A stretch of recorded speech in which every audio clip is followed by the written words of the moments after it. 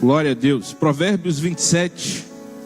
Nós vamos falar hoje sobre um tema muito importante na lida cristã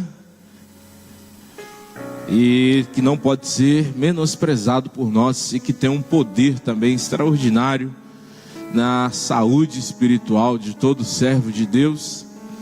E a palavra de Deus diz exatamente, eu disse o versículo não, né? 27 de Provérbios, versículo 9 e versículo 10 de Provérbios. Obrigado. Provérbios capítulo 27, versículo 9 e versículo 10.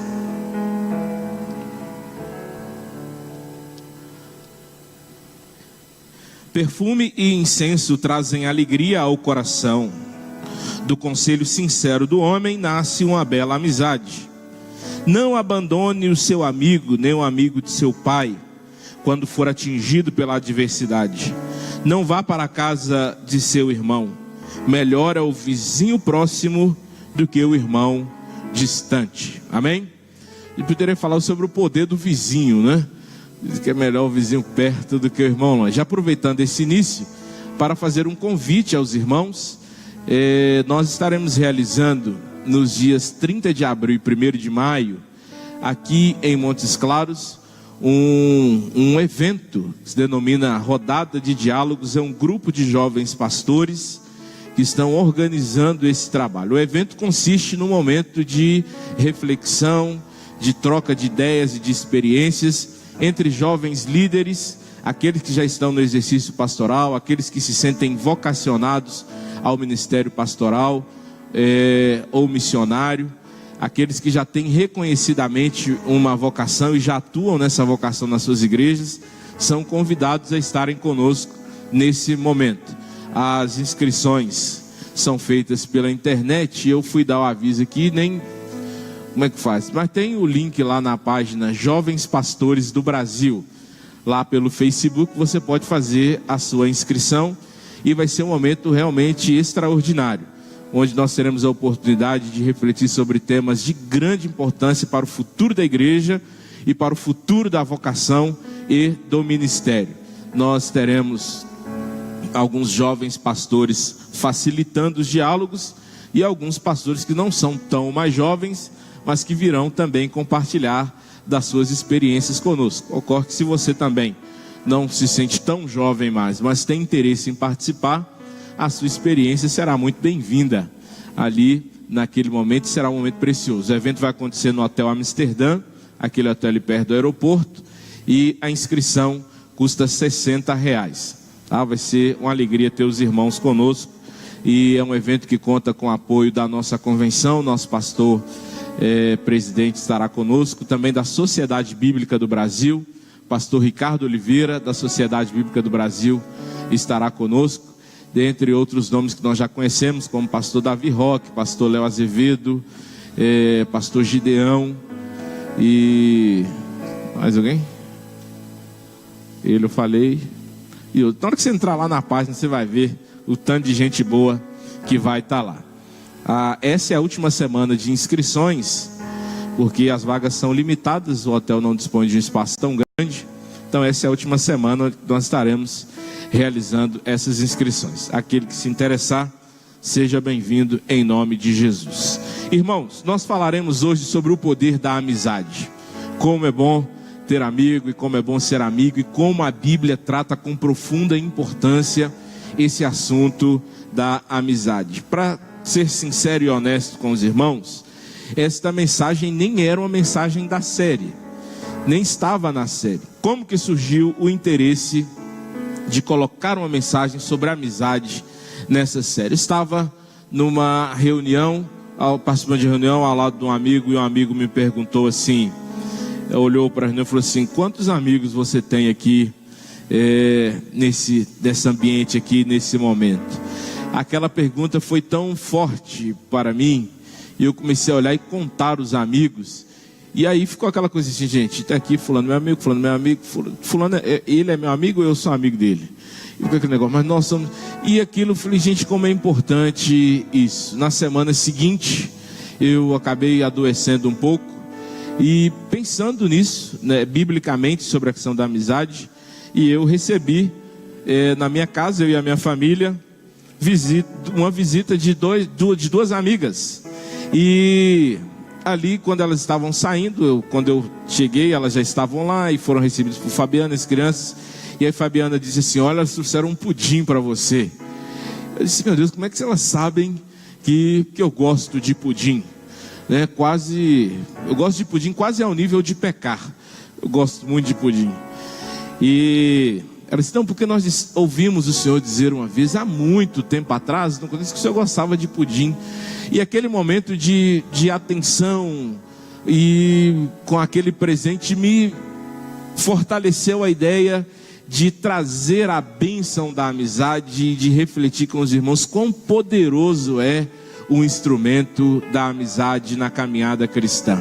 Não é um tema de menor importância e por isso resolvi então trazê-lo aos irmãos nessa noite. A Bíblia trata as relações humanas de maneira como que vital, inclusive para a propagação do Evangelho. A construção do reino de Deus e do estabelecimento do reino de Deus se dá por meio de relacionamentos. Jesus ficou conhecido porque os amigos iam contando aos amigos, né? Até a mulher samaritana, tão mal falada por nós e pelos seus contemporâneos, vai à cidade e encontra um grupo com quem ela tem um relacionamento, um tipo de relacionamento que lhe possibilita ouvir ela contar sobre alguma coisa. Os discípulos, os primeiros discípulos, vão contando aos seus amigos, e o Evangelho diz assim: e ficaram sabendo que eles estavam na casa de fulano e se reuniu lá uma grande multidão. As pessoas que eram amigos uns dos outros iam contando e espalhando, e é até hoje assim que ocorre a propagação do Evangelho. Não é a maioria de nós que nos convertemos numa grande cruzada evangelística, apesar da grande necessidade e eficiência desse tipo de trabalho. Não é a maioria de nós que se converteu assistindo um programa de rádio, de televisão, também não diminuindo a necessidade desse tipo de ferramenta na evangelização. A maioria de nós, se fôssemos fazer uma pesquisa aqui, converteu por meio de alguém que exercia alguma influência sobre nós, alguém com quem nós tínhamos um tipo de relacionamento, alguém que era um amigo que falou da mensagem do Evangelho, e nós ouvimos a mensagem, e porque acreditávamos naquela pessoa, o Espírito Santo encontrou uma ponte por onde passar, e a mensagem do Evangelho, por meio da amizade, chegou até nós. Um amigo meu fez aniversário agora sábado, e a esposa dele me pediu que mandasse uma mensagem para ele. Eu fiz com muita alegria, e eu estava me lembrando de como ele me contou da conversão dele. Ele era um jovem de uma inteligência e intelectualidade muito destacada, e ele não se rendia aos argumentos e às palavras do Evangelho, que na visão dele era muito simplista, era muito raso para o nível da intelectualidade dele. E a mãe dele havia se convertido, e o pastor que ganhou a mãe dele para Jesus era um homem muito simples, era um homem sem nenhuma... Eu conheci esse pastor, e ele era muito engraçado, porque ele era extremamente simples, não tinha nenhuma leitura, falava absolutamente tudo errado, mas tinha uma graça de Deus muito grande sobre a vida dele. E ele ganhou a mãe desse meu amigo para Jesus, que era uma advogada, ganhou o pai dele para Jesus, que era um bancário, e ele ouvia por educação. E ele ouvia por quê? Porque aquele pastor era amigo da família, e a família, por ser uma família de bons princípios, era muito educada com os amigos. Então ele se assentava e ouvia por educação, ouvia porque ele era amigo da mãe dele. E aí a mãe dele dizia: olha, você tem que ouvir com respeito o pastor. E ele no seu coração desdenhava muito daquilo. E um dia, por meio e por causa da amizade que ele tinha com a mãe dele, que o fazia ouvir por respeito, o pastor, tomado pelo Espírito Santo, começou a contar toda a vida dele. E o Espírito Santo começou a usar aquele pastor para responder às questões dele no nível da mente dele. E ele diz: isso é impossível, eu conheço esse cara, Ele não sabe falar isso. Ele não tem conhecimento suficiente para isso. Ele não tem informação do que ele está falando. Isso só pode ser algo realmente de Deus. E naquele momento, ele entregou a vida dele para Jesus. Hoje ele é um servo do Senhor, é professor de escola bíblica dominical, e alguém que com a sua profissão, ele é um médico, espalha a mensagem do Evangelho e faz na sua profissão um trabalho de evangelização e de discipulado extraordinário. Qual foi a ponte pelo qual o Senhor passou? Pela amizade. A amizade é algo extremamente poderoso. A importância de um amigo está inclusive registrada no livro de Provérbios, capítulo 18, versículo 24. Apesar das dificuldades de tradução e de interpretação desse texto, é um versículo simples, mas que de uma hermenêutica complicada, mas ele diz que existe um amigo mais apegado do que o irmão. A dificuldade hermenêutica diz que, inclusive, porque o amigo ali está no singular. A gente sempre usa dizer, existem amigos, né, mais chegados do que irmão. O texto não diz, todas as versões colocam um amigo. Há um amigo que é mais chegado do que o irmão. Há uma interpretação de que esse texto se refere a Cristo. Ele aponta para a figura de Cristo como esse amigo a quem devemos apegar-nos mais do que o irmão, ou que está apegado a nós mais do que o irmão. Independente da dificuldade hermenêutica, nós sabemos, e o contexto de Provérbios nos permite dizer que existem amizades tão próximas, tão sinceras, existem amizades tão poderosas, tão importantes, que cumprem papel de fraternidade, que cumprem papel de irmandade, que cumprem papel de um irmão. Concorda com isso, inclusive, o capítulo 17, o versículo 17 do mesmo livro de Provérbios, que nós vamos ler daqui a pouco. A ideia dessa coisa amistosa, da hospitalidade, do amor pelas pessoas, é muito impregnado na cultura judaica. Estava conversando essa semana com uma irmã que vai sempre a Israel. Ela vai todo ano, pelo menos 2 vezes ao ano, porque ela tem um ministério que ela atua nessa ponte Brasil e Israel. E ela dizia: pastor, quando o senhor for a Israel, o senhor vai perceber uma coisa impressionante. O senhor vai perceber como as pessoas são amorosas em Israel. Como o judeu é amoroso, como ele tem prazer em receber as pessoas, em tratar bem as pessoas, em aplicar generosidade às pessoas. Está aí talvez um segredo da prosperidade e do avanço desse povo. A hospitalidade é tida na Bíblia não como algo cultural simplesmente, mas é algo que vem de uma ordenança divina. É por isso que em Hebreus, não está anotado aqui, se eu estiver citando errado, você diz que alguns, sem saber, hospedaram anjos, porque eles eram estava tão arraigado nisso, essa cultura do amor, do serviço, do acolhimento, esse prazer em servir, em acolher bem as pessoas, que isso se tornou algo profundamente espiritual para eles. Jesus, quando está enviando os discípulos, Lucas registra isso no capítulo 10, no versículo 7, no versículo 8, Jesus, sabendo de que eles faziam isso com muita naturalidade, olha o que Jesus diz: vocês fiquem na casa que receberem vocês, comam e bebam do que lhes derem, pois o trabalhador merece o seu salário. Não fiquem mudando de casa em casa. Quando entrarem numa cidade e forem bem recebidos, comam o que for posto diante de vocês. O não ser recebido, o não desenvolvimento de uma empatia natural era a exceção. Jesus estava como que dizendo: olha, vai acontecer que vocês vão chegar e vão receber vocês, vão dar comida para vocês, vão bater papo com vocês, vocês farão amigos onde vocês chegarem, mas há exceção. Pode ser que isso não aconteça em algum lugar. E Jesus instrui então o que acontece quando, o que eles deveriam fazer quando isso acontecesse. Isso nos mostra a grande importância que isso tem e como a gente tem que valorizar esses bons relacionamentos e construir amizades duradouras, e construir amizades de valor, e construir realmente pontes por onde a bênção de Deus pode chegar até nós. Eu estava pensando sobre isso e imaginando que a maioria das bênçãos que nós recebemos do ponto de vista humano, elas passam por um amigo. Elas vêm por nós através de alguém. Deus usa alguém para fazer com que a bênção chegue até nós.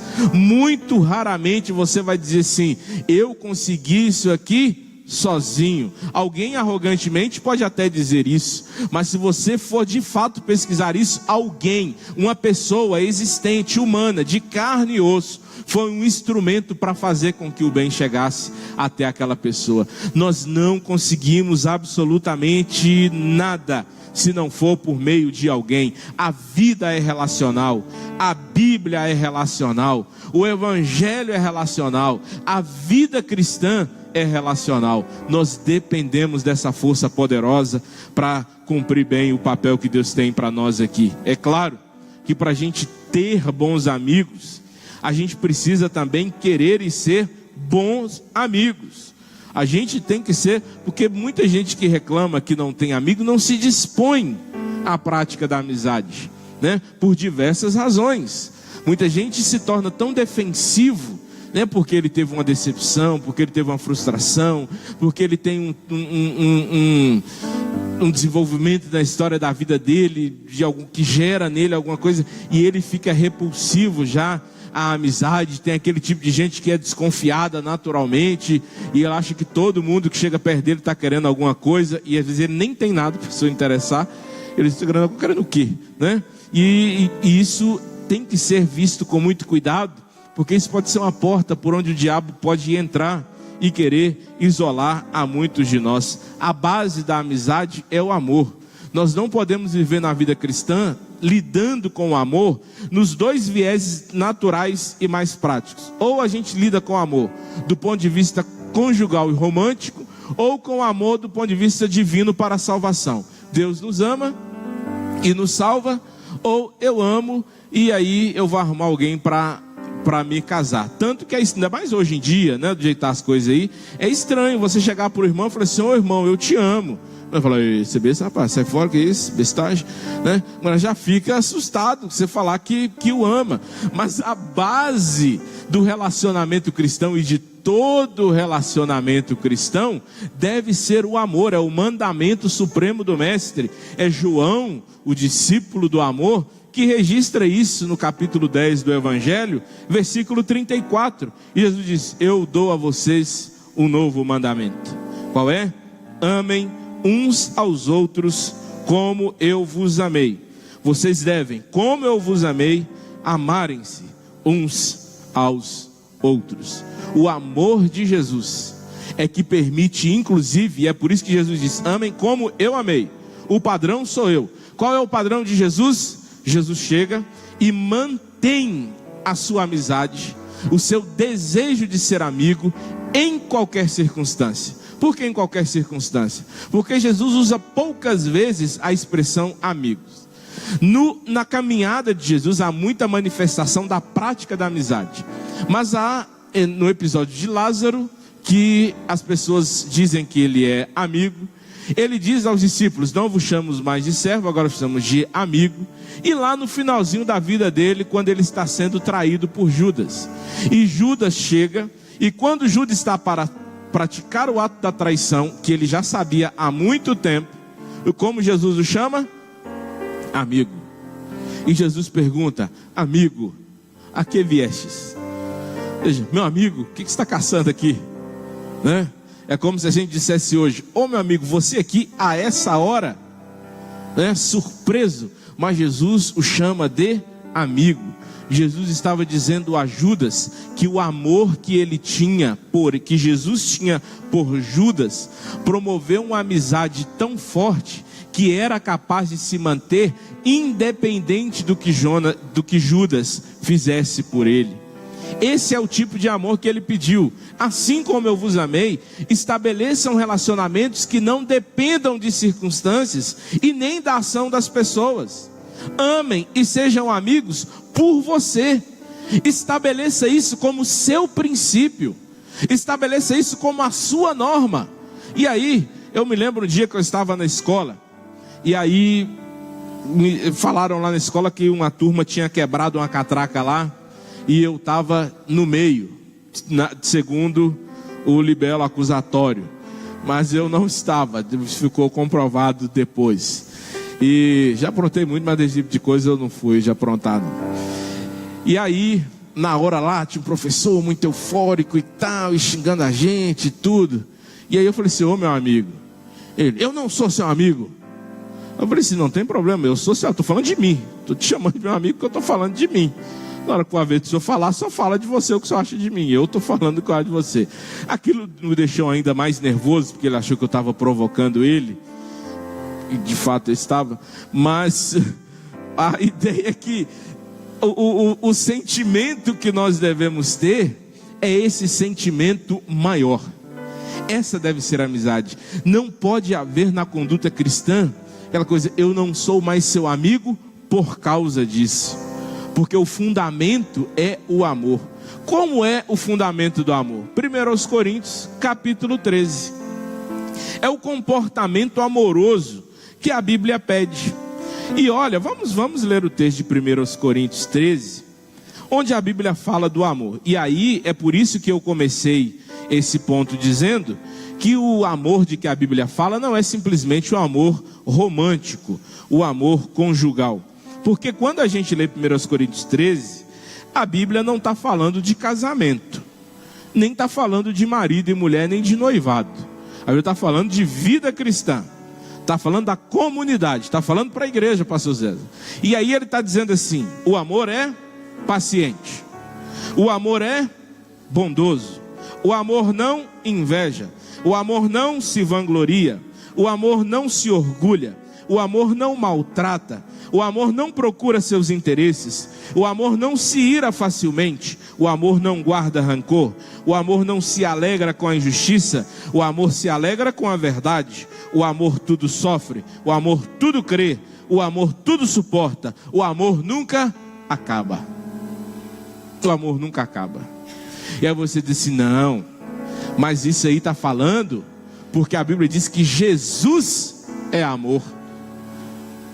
Então é Jesus que é assim, Jesus que é paciente, Jesus que é bondoso, Jesus que se alegra com a verdade, Jesus que não busca seus próprios interesses. Mas Jesus falou que nós devíamos ser imitadores dele, sim ou não? Nós somos cristãos porque nós fazemos o que Cristo fez, não é verdade? Nós reproduzimos a vida de Cristo, sim ou não? Então, as obras de Cristo devem ser as nossas obras. Então, leia esse texto trocando amor pelo seu nome. Nós até falamos sobre isso aqui. Tenta fazer essa leitura aí agora e diga o seu nome. Fulano é paciente. Já começou por aí, né? Continue a leitura. Diga: eu sou bondoso, eu não invejo, eu não me vanglorio, eu não me orgulho, eu não maltrato, eu não busco os meus próprios interesses. Dá para ir até o final na leitura? Vamos voltar para o assunto da amizade. Mais fácil. É isso que Jesus está dizendo: amem da maneira como eu amei vocês. É assim que vocês devem amar uns aos outros. Amizades superiores. E amar em todo tempo, sempre. Porque Provérbios 17, que eu já citei, diz que o amigo ama em todos os momentos. E é na adversidade que esse amigo se torna um irmão.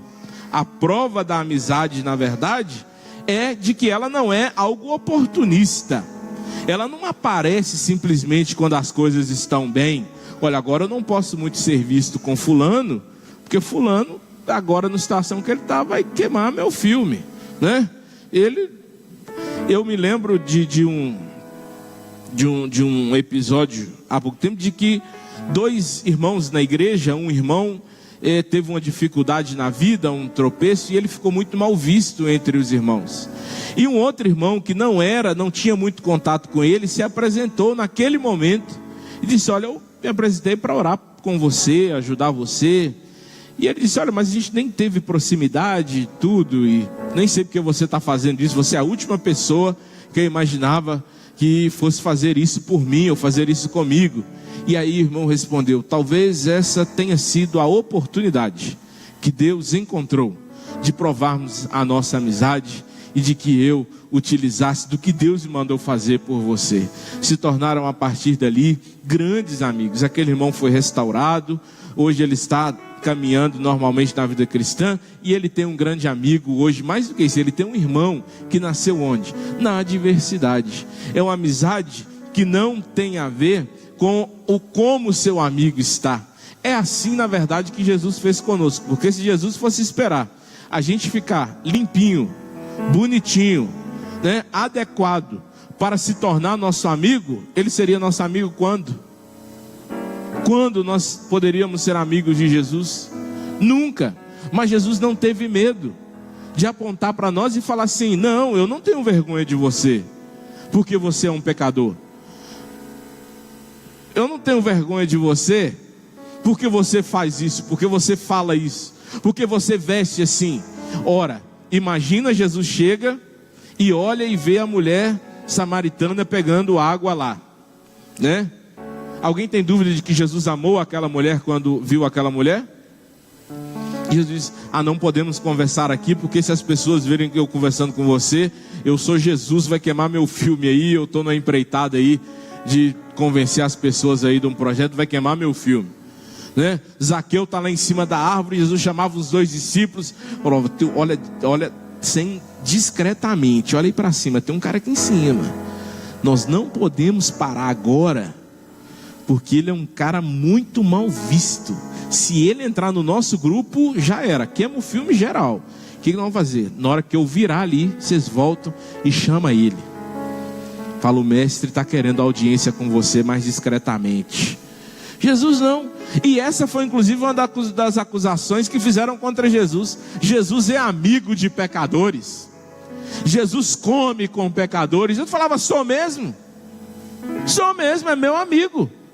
Mas Jesus exercia uma amizade tão influenciadora, era uma amizade tão poderosa, que a mulher samaritana, que era acusada e vista pela vida torta e duvidosa que levava, pouco tempo depois, pelo gesto amoroso e amigável de Jesus, se torna uma pregadora eficiente do Evangelho. Zaqueu, condenado pelas acusações de roubo e de fraude, agora é um homem generoso, liberal, disposto a reaver todo o prejuízo que tinha causado às pessoas. Todos com quem Jesus se encontraram, e aplicou o amor no momento em que elas precisavam. Na verdade, a amizade não é coisa para quem merece, a amizade é coisa para quem precisa.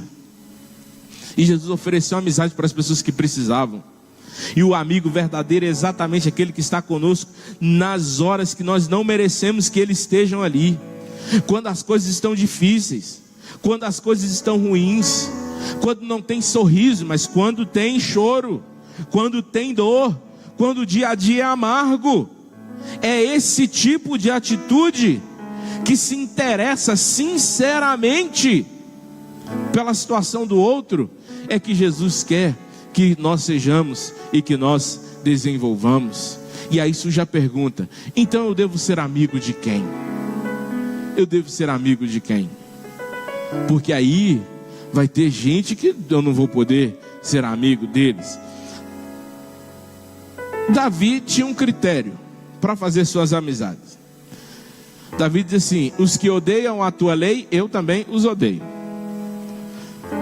E ele diz inclusive no Salmo 119, versículo 63, que ele era amigo, ele diz: eu sou amigo de todos os que temem e obedecem os teus preceitos. Porque essa coisa da amizade com a influência, a gente costuma na vida de igreja separar muito a amizade do mundo com a amizade cristã, a gente diz assim. Mas esse não é um critério adequado. O critério deve ser, primeiro, de que dentro da comunidade evangélica nós precisamos desenvolver uma vida de amizade. Devem ser meus amigos. Eu até digo em alguns momentos que assim, eu tento levar a minha vida de maneira que se alguém tiver que mudar de lado numa rua, não serei eu. Eu tenho que andar em qualquer rua de cabeça erguida. Se alguém tem que abaixar a cabeça e fingir que não viu alguém numa sala, não serei eu. É esse o propósito que eu coloco para a minha vida. Então eu desenvolvo na comunidade cristã a tentativa de cumprir a palavra. No que depender de vocês, viva em paz com todos. Aqui não estou falando já na questão de afinidade. É evidente que você tem afinidade mais ou menos com um, e isso vem de outros fatores que não a base, que não o amor, né? Que não a amizade verdadeira. A afinidade já é um estágio depois disso. Segundo, é que a amizade inevitavelmente exerce uma influência. Uma influência. Tem um ditado, um versículo que não é bíblico, mas que diz: diga-me com quem tu andas, e eu direi quem tu és. Mas aí, a teologia do Facebook diz o contrário. A teologia do Facebook diz que não existe má influência para quem tem caráter forte. A Bíblia discorda disso. A influência não está ligada ao caráter forte ou fraco. A influência está ligada ao fato de você ser um ser naturalmente influenciável. E influenciador na mesma intensidade, mas é muito mais fácil desenvolver o ser influenciado do que o influenciar. Olha o que Provérbios diz em 13 e 20 de Provérbios: aquele que anda com os sábios será cada vez mais sábio, mas o companheiro dos tolos acabará mal. Você não precisa ser tolo para você se dar mal. É só você ter amigo tolo. Aqui não acha ruim comigo, é a Bíblia que está falando, tá? Ah, mas eu sou uma pessoa tão inteligente, mas seus amigos são tolos. Você vai se dar mal. Paulo disse que as más companhias corrompem os bons costumes. As amizades dizem muito de nós, muito dos nossos desejos, dos nossos interesses, dos princípios que nós desenvolvemos. Eu preciso buscar amizade de gente que seja melhor do que eu, porque ela interfere diretamente nas minhas decisões, nos meus comportamentos. A palavra sábio no original hebraico, ela é shakam. Acharam que não ia ter na penúltima mensagem da série o hebraico, né? E essa palavra significa hábil em algum trabalho, ou sábio em administrar alguma coisa, ou esperto, habilidoso, sutil, prudente. Sábio no sentido religioso, ético no sentido religioso. Ou seja, a Bíblia está dizendo que você tem que procurar andar com alguém que agregue valor à sua vida. Você deve evitar pessoas vazias. E aí eu volto no ponto que eu estava, que você não pode dividir isso só em quem está na igreja e quem está fora da igreja, porque eu digo isso com angústia e com tristeza, mas sinceramente, irmão, tem gente na igreja que não é uma boa companhia. Não quero nem que você me interprete mal por isso, mas é uma verdade. Tem gente que é a roda dos escarnecedores dentro da igreja. A gente tem que ter esse filtro. A gente tem que ter a sabedoria para esse filtro. Tem gente que é zombador, meu irmão. Tem gente que está na igreja, mas não teve experiência com Cristo ainda. É essa dificuldade que a gente tem de saber ainda. Nem todo mundo que congrega com a gente teve uma experiência de conversão plena. Tem gente que está indo mais lentamente. Tem gente que já está convencido pela palavra. Tem gente que não. Tem gente que demora um pouco mais. Tem gente que já vai lentamente aí, já nos 30, 45 anos aí, tentando, mas ele vai conseguir, né? Em nome de Jesus, né? E a gente tem que ter esse discernimento. Ou alguma pessoa que corrompeu o seu coração no meio da caminhada, mas ele não parou de frequentar a comunidade cristã. Ele ainda está na igreja, ele ainda frequenta os círculos religiosos, mas o coração dele já se perdeu. Ele é incrédulo, ele é zombador, ele tem comportamentos nocivos, ele tem um caráter deturpado. ele não tem uma religiosidade sadia, ele não é ético, ele peca, ele é maldizente. Paulo falou: não anda com esse tipo de gente, não tem esse tipo de gente como sua amizade. Ah, mas é porque eu quero ajudar ele. Ora, aqui não precisa nem ir para a Bíblia, é só ir para a lógica. Você consegue ajudá-lo? Você sente que você tem firmeza espiritual, capacidade espiritual para influenciá-lo? Amém. Seja uma bênção na vida dele. Senão, não vá, meu irmão. Não vá. Ah, mas porque Deus mandou amar todas as pessoas. Mandou amar, mas não mandou se colocar debaixo da influência de todas as pessoas. É disso que nós estamos falando. O poder de influência que a amizade exerce sobre você. Irmãos, isso é tão claro, que eu tenho um amigo, e a gente andava muito junto. Eu, ele, Silas e mais um grupo. Nós éramos uns 12. E andávamos muito próximos mesmo, uma turma de amigos, e sempre juntos. Eles frequentavam muito nossa casa, e a gente viajava junto, e aquela coisa toda. E um dia a prima de um deles me chamou e falou assim: Paulo, conversa com fulano, porque ele está achando que ele é você. Agora ele está falando igualzinho você. Até a língua presa, ele está com a língua presa agora. Meu Deus do céu. E ele não tinha percebido isso. Eu não tinha percebido isso. Nenhum dos nossos amigos tinha percebido isso. A prima dele de fora percebeu isso. Quando Pedro está lá, fugindo de ser chamado de Jesus, passa uma mulher e fala assim: você fala igualzinho eles. Eles se influenciavam tanto que eles tinham um sotaque, um linguajar, um palavreado que os denunciava. A gente precisa ter esse zelo. A influência é uma coisa sutil. A Bíblia usa 2 instrumentos para exemplificar e simbolizar a influência. Um é sal, o outro é luz. Eu falo sempre disso.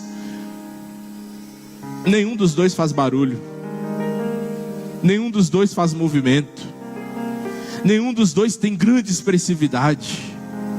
Eles influenciam silenciosamente, mas a influência deles é incontestável. Assim também são as nossas amizades. Elas nos influenciam mesmo quando nós não estamos vendo. A gente deve evitar, irmãos, a todo custo, sociedade, intimidade, companheirismo além do nível do discipulado, com pessoas que não serão influência na nossa vida em direção ao temor do Senhor e à vontade do Senhor. É impossível desenvolver uma vida cristã que avança, que sobe, que desenvolve, se os nossos círculos de amizades são círculos onde o nome de Deus, onde a palavra de Deus, onde o temor ao Senhor não é valorizado e não é desenvolvido. É impossível. É impossível. Eu estava conversando com um rapaz esses dias no gabinete, e ele querendo muito mudar a vida dele, e aquela coisa toda, e contando as suas angústias, e eu ouvindo, e aí, na hora que eu peguei um papelzinho para dobrar, eu tenho o costume de conversar escrevendo, e aí, falei com ele: nós vamos fazer uma coisa aqui. Primeira tarefa da sua vida: mudar o seu círculo de amigos. Ele disse: como assim? Eu falei: você vai romper com todas as amizades que você tem hoje, nós vamos construir um círculo novo de amizade para você. Não, isso não. Dos meus amigos eu não abro mão, não. Falei: cara, mas você vai ter que abrir. Não, de jeito nenhum. Falei: então você vai continuar tendo a mesma vida. Ele disse: não, vou tentar. Ele estava dizendo tentar mudar de vida sem mudar de amigos. E ele ficou muito tempo. Até que depois ele disse para mim: PJ, realmente não tem jeito, cara. Mas não tem jeito só de eu afastar deles um pouco, não? Falei: não tem. Eles te influenciam tanto que você já chega a ser dependente deles. A gente precisa ter esse cuidado, irmãos. em tudo na nossa vida. Famílias que são destruídas porque o marido começou a fazer amizade com homens tolos, mais tolos do que eles, e começaram a se reunir para falar mal da própria esposa, para falar mal de filhos, para falar mal disso e daquilo, e começaram a perder as suas famílias por causa da amizade. Mulheres que começaram a serem displicentes da vida e dos seus compromissos, porque as suas amigas começaram a querer fazer delas alguém que elas definitivamente não eram, e aquela influência, aquela amizade que amparava, que acolhia, que era um escape, que era um ambiente de ser ouvida, de ser acolhida, se tornou uma desgraça na vida e na família delas. Filhos que eram filhos bons, de bons princípios, ensinados na palavra, que aprenderam com os pais o que era de bom, começaram a se envolver com más amizades, e as más amizades levaram para aquela casa que antes era um santuário de Deus, influências, ervas daninhas, que comprometeram de tudo, da raiz, a espiritualidade e os princípios daquelas crianças. Deus está nos mostrando que a amizade é algo poderoso, e nós devemos usá-la à maneira de Deus, para o nosso benefício e para o nosso crescimento. É isso que Jesus está dizendo. Jesus, que se propôs a ser amigo.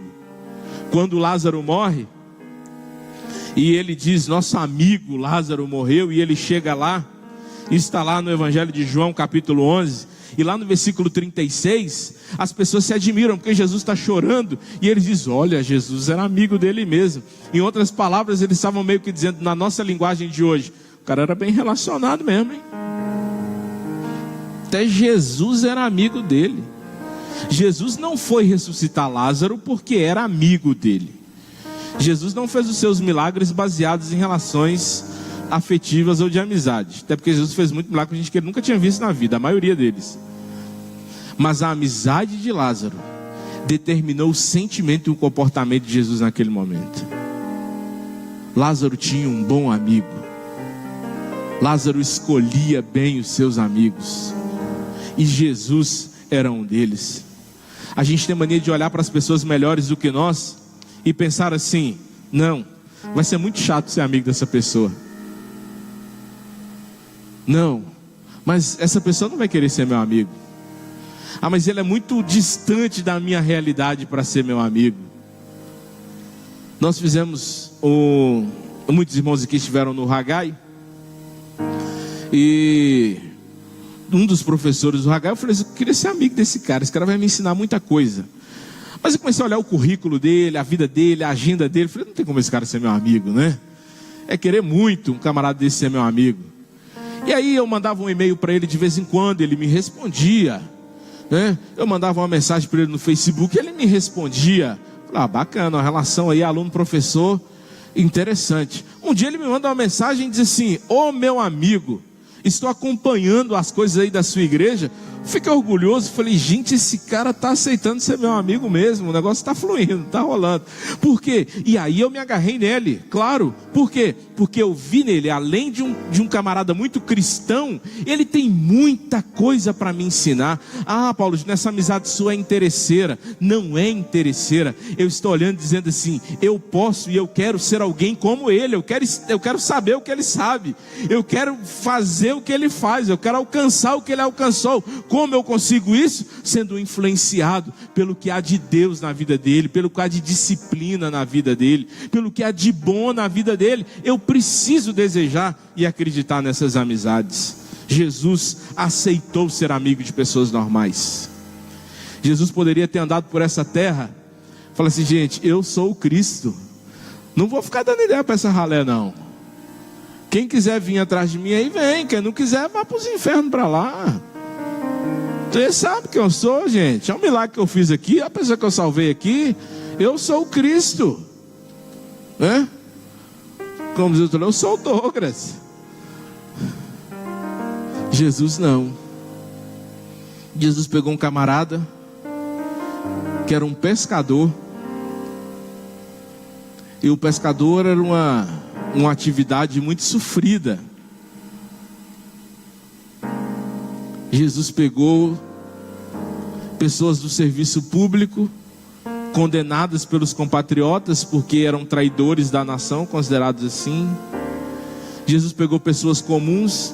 Se Lázaro não é amigo de Jesus, ninguém ia ficar sabendo que ele tinha existido até hoje. E Jesus começou a chamar essas pessoas de meus amigos. Meus amigos.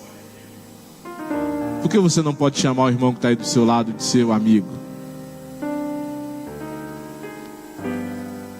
Por que a gente não pode se entrelaçar com alguém em amor e dizer: seja meu amigo? Olhar para o irmão que está no estágio da vida cristã mais avançado do que eu e dizer: por favor, seja meu amigo. Eu estava reunido com a diretoria da igreja esses dias e eu pedi a eles, disse: por favor, sejam meus amigos. Eu preciso que vocês sejam meus amigos. Vocês me melhoram se forem meus amigos. Eu peço a você, igreja, que Deus me deu a alegria de pastorear. Deixa eu ser seu amigo. Seja meu amigo. Há um poder muito grande a ser catalisado entre nós, se Deus conseguir nos unir em amizade. O testemunho do Evangelho de Cristo, ou o testemunho do senhorio e da vida de Cristo, é poderoso e autêntico quando nós conseguimos nos unir numa amizade que parte para o estágio da unidade, ao ponto de Jesus Cristo dizer: Pai, se eles forem um, o mundo vai acreditar que eu sou o enviado de Deus. Há um poder poderoso na amizade, que perdura mesmo depois da morte. Davi e Jonatas foi assim. Davi e Jonatas foram tão amigos que quando Jonatas morre, o acordo de amizade que eles haviam feito, que está lá em 1 Samuel capítulo 18, 2 Samuel capítulo 1, há um lamento de Davi pela morte de Jonatas. O pai de Jonatas queria matar Davi. Você entende a profundidade dessa amizade quando você entende que Jonatas é quem perdeu o lugar para Davi. Não foi Saul quem perdeu o lugar para Davi. Saul já estava rejeitado, a ponto de Deus falar com Samuel: Samuel, que calça frouxa é essa aí? Eu já rejeitei Saul. Você está aí com churumelos com Saul, mas eu já o rejeitei. Saul morrendo, de quem era o trono? De Jonatas. Jonatas tem uma amizade tão profunda que ele consegue perceber a unção de Deus na vida de Davi. E ele diz: eu tenho que ser amigo desse camarada. E esse camarada é o ungido de Deus mesmo. E ele salva Davi por muitas vezes. Ele conta a Davi dos planos do seu pai, porque há uma amizade profunda ali. Quando Jonatas morre, anos depois, eu imagino que Davi está ali fazendo a lista dos seus melhores amigos, talvez conversando com alguém hoje, e dizendo assim: eu tive um amigo chamado Jonatas, aquele era meu amigo de verdade. Inclusive eu queria alguém para lembrar desse camarada. E é aí que ele pergunta: será que ainda existe alguém da casa de Saul? Aquele dia de 2 Samuel capítulo 9. Ele diz: tem um. Tem um. Mas o senhor não vai querer saber dele. O cara está lá pelos lados de Lodebar, lá para o interior.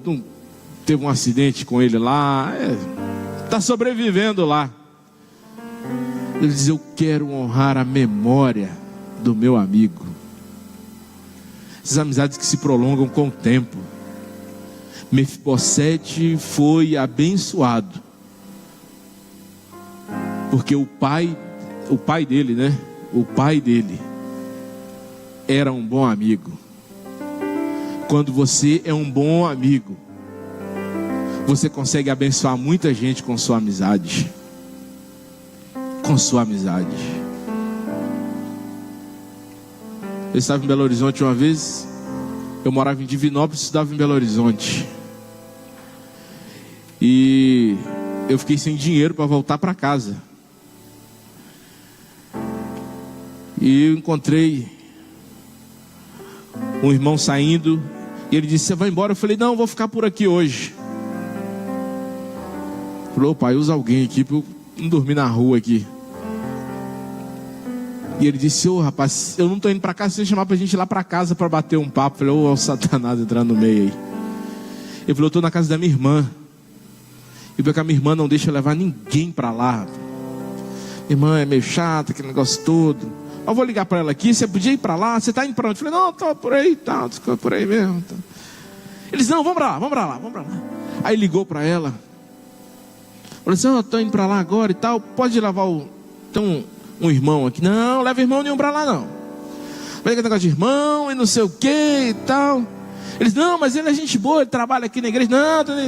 Não, mas eu conheço, ele é meu amigo, ele é muito meu amigo. É seu amigo? É, de verdade?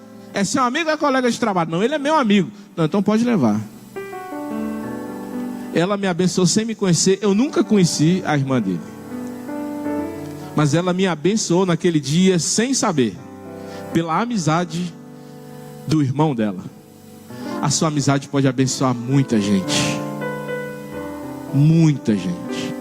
O futuro dos seus filhos podem depender das amizades que você tem hoje.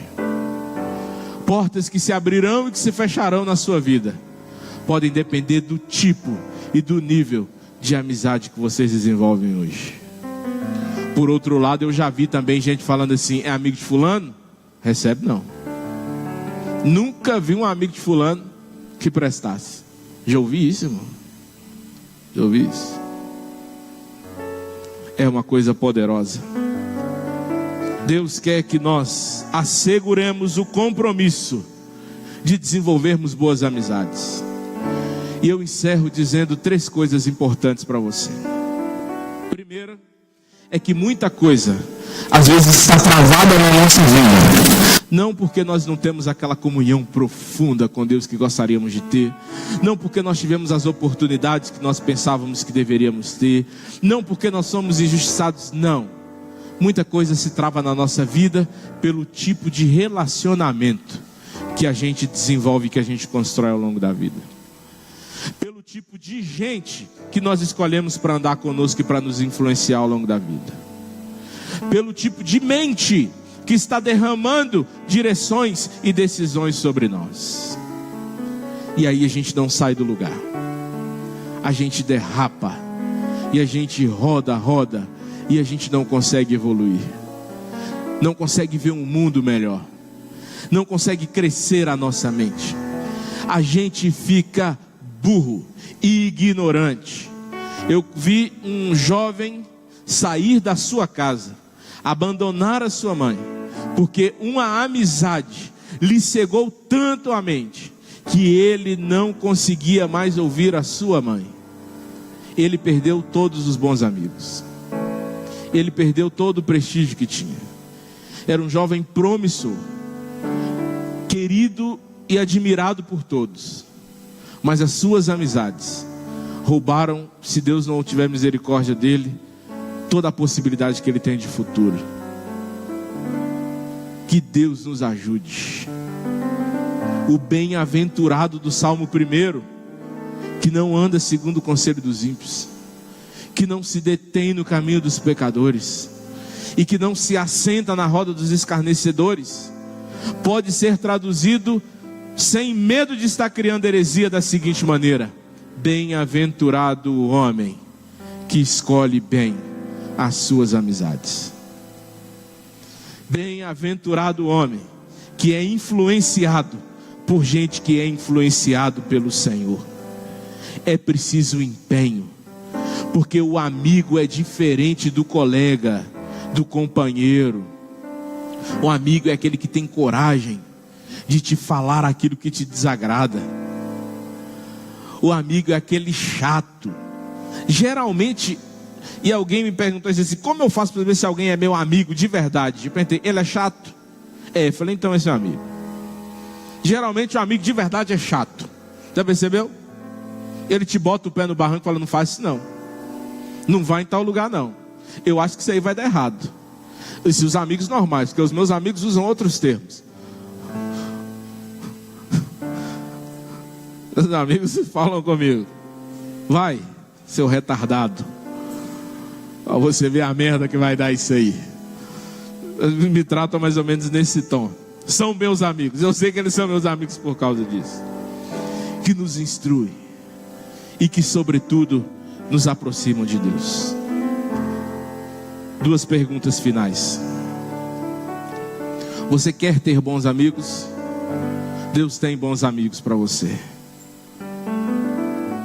Você não vai achar bons amigos em maus lugares. Entende? Você não vai achar bons amigos em rodas duvidosas. Os bons amigos estão nos bons lugares. Deus tem bons amigos para você. Paulo está contando sobre um momento da sua vida. Ele diz: quando a gente chegou ali foi uma coisa sinistra, temores por dentro, combates por fora, mas o Deus que conforta os abatidos me confortou com o quê? Com uma boa amizade, com a chegada de Tito. Tito, não você não, Tito, ele olhou. Tito, o amigo que serviu de consolo de Deus.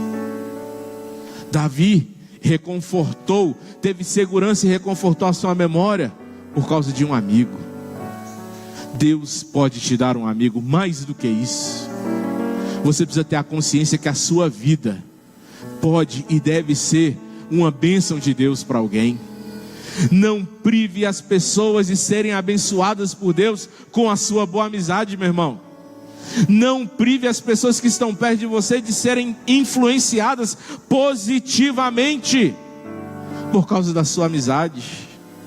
Deus quer que você seja uma boa influência, em nome de Jesus. Quem acredita nisso?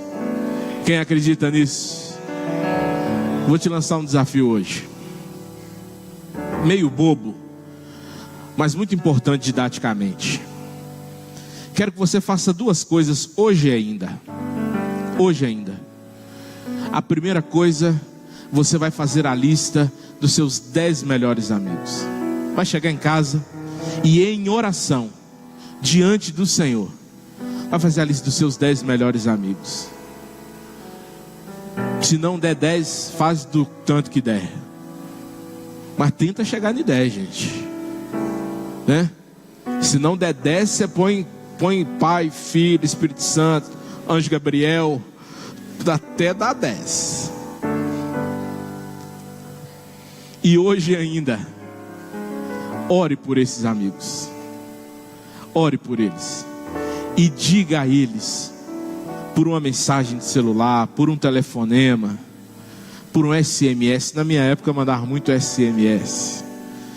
Diga a eles hoje ainda, antes que ele durma, diga a ele quanto a amizade dele é importante. Mas não diga genericamente não. Diga objetivamente. Diga: a sua amizade me aproximou de Deus nesse momento. A sua amizade me livrou de tomar tal decisão errada tal dia. A sua amizade foi uma bênção para mim naquele contexto. Naquele tal momento a sua amizade foi uma bênção para mim. Faça isso hoje. Crie essa corrente do bem. Olha quantas pessoas nós somos aqui hoje. Olha que número de pessoas hoje serão motivadas, empenhadas, serão consoladas, encorajadas pelo Senhor por terem bons amigos. Reconheça a amizade de 10 pessoas hoje em nome de Jesus. Ore por ele antes de você dormir e diga para ele especificamente como a amizade dele foi uma bênção para você. Segundo desafio: faça outra lista de 10 amigos. Dos 10 amigos que você deve romper com eles. Se você tem algum amigo que te afasta de Deus, que te dá mau conselho sobre a sua família, que te ajuda a falar mal do seu marido, que concorda quando você põe defeito em sua mulher, que te leva a fazer coisas que os seus pais te dizem para não fazer, que te impedem de desenvolver uma boa disciplina na vida. O amigo que te leva para a farra na hora que você devia estar estudando. O amigo que te ensina a fazer coisa para prejudicar seu patrão. O amigo que quase te fez perder seu emprego. O amigo que você sabe, no fundo, você gosta dele, mas você sabe que ele é uma má influência na sua vida. Tomara que não dê 10. Tomara. Se você tiver também mais de 10 amigos que você tem que romper com ele, aí não adianta fazer lista não, aí você tem que fazer uma campanha de oração.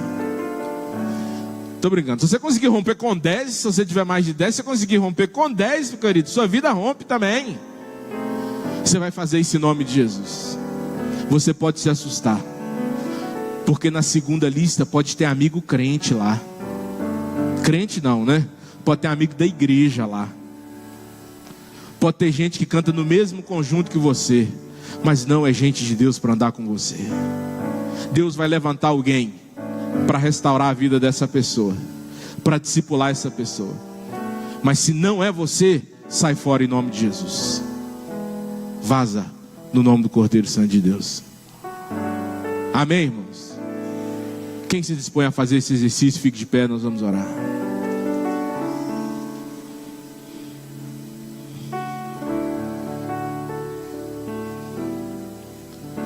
E sobretudo, aceite a amizade de Jesus. Jesus fala umas coisas difíceis de engolir. Jesus fala umas coisas que quando eu descubro, tem hora, eu fico nervoso. Tem um livro que eu li, eu até indico esse livro. O título do livro é 10 coisas que eu gostaria que Jesus nunca tivesse dito. Nunca li um livro que se identificou tanto comigo. Porque Jesus fala umas coisas confrontadoras. Não podemos ter aquele romantismo religioso de dizer que nós aceitamos amorosamente todas as palavras. Não aceitamos. Tem coisa que Jesus fala que é pancada na muleira mesmo, mas ele fala com amor. E quando você ouve a palavra de Jesus e obedece, mesmo sem gostar, mesmo querendo que fosse diferente, você está aceitando a influência de um bom amigo sobre a sua vida. Deixe ser influenciado por Jesus. Aceita a amizade com Ele. Eu disse para uma irmã hoje: irmã, você está orando errado. Você está orando por um Deus que não é seu amigo. Ore para Deus, o amigo. Conversa com o amigo. Aceite a amizade que Ele está te oferecendo. E nossa vida vai romper, vai avançar, no nome do Senhor Jesus. Feche os seus olhos. Ore a Deus agora.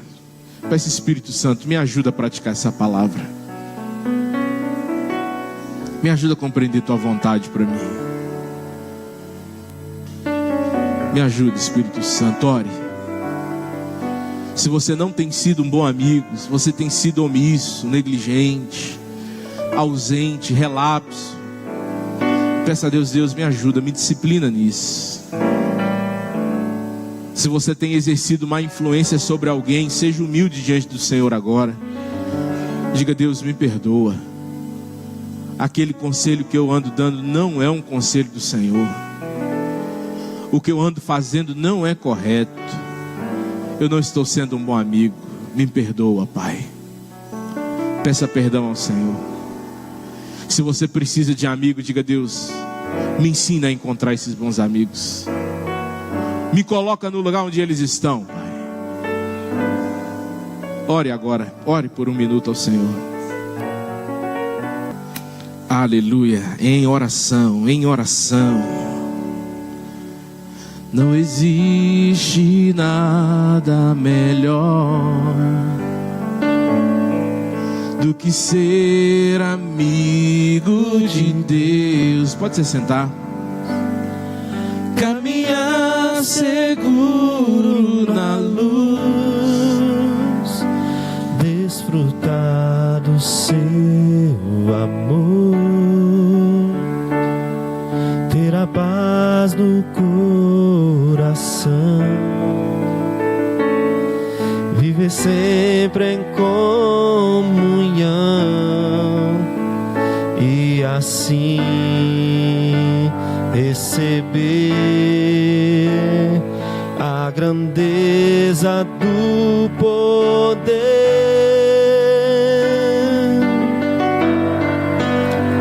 de Jesus, meu bom pastor.